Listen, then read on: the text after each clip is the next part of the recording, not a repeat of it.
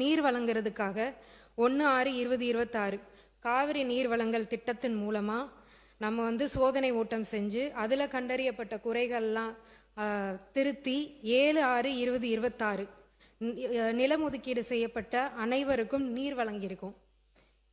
இதில் இரண்டாவது முறையாக டிஎன்பிஎல் மூலமாக நீர் வழங்குதல் திட்டமும் செயல்படுத்தப்பட்டிருக்கு.